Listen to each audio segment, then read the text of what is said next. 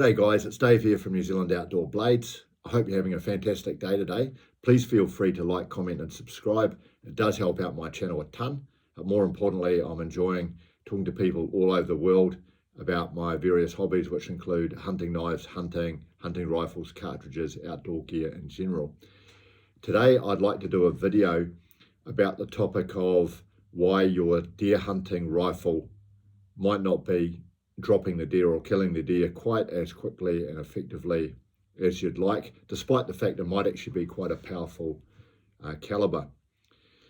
And I'm just going to give a shot at providing my theories on this. So in no particular order, and this has happened to me, when you're shooting a deer, even with a powerful caliber, if you don't get a good killing shot with your first shot, i.e. you wound an animal, that's unfortunate. We never want to wound an animal, but if you do, that animal's bloodstream will be immediately filled up with adrenaline and cortisol, which is stress response.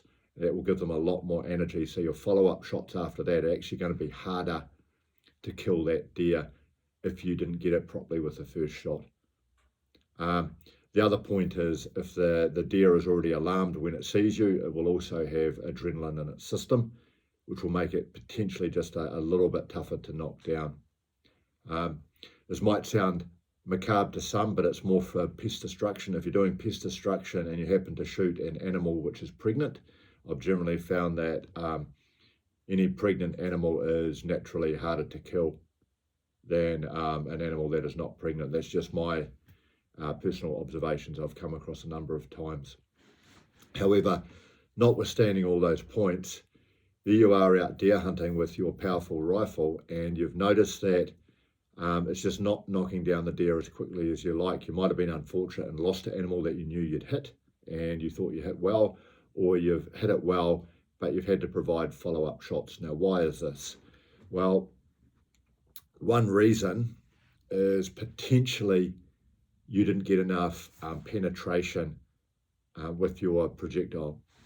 And this is, you hit it in the right place, but it did not penetrate. And why is this? Because some projectiles that we use, particularly at higher velocities, might be going, say, 2,500, even 3,000 feet per second.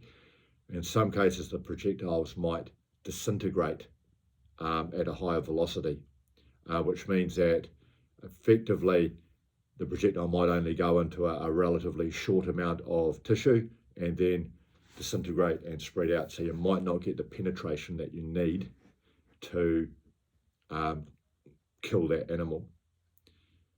At the other end of the spectrum, in some cases you might get the penetration, but you don't get the tissue damage, and this is perhaps because your projectile going at a slower velocity has not been able to expand properly, and although it got really good penetration, it might not have done the tissue damage on the deer that you'd like.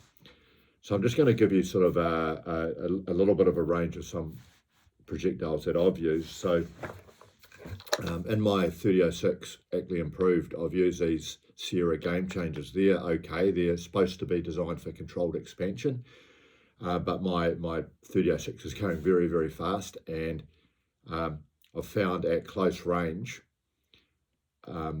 these will tend to expand very, very rapidly and won't actually exit the animal.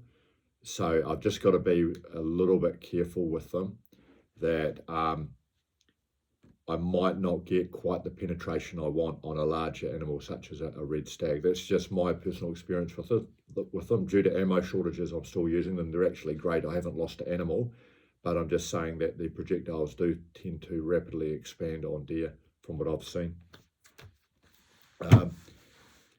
A really good projectile to use for hunting that I've used is the Federal Fusion. Absolutely outstanding projectile for weight retention, expansion, controlled expansion. Outstanding. So if you're using Fusion, I don't think you'll have any problems. Norma, I've long been a fan of Norma. This is in my 8x57. This is a Vulcan. It is designed to kill moose. Very, very good sort of at weight retention and controlled expansion. Without exposing myself to too much hate mail here, I have heard some people say that the Hornady SST does expand a little bit too fast at higher velocity. And I have heard a couple of anecdotes, not that I've used them myself, that these expand a little bit too rapidly and they don't get the penetration sometimes on those.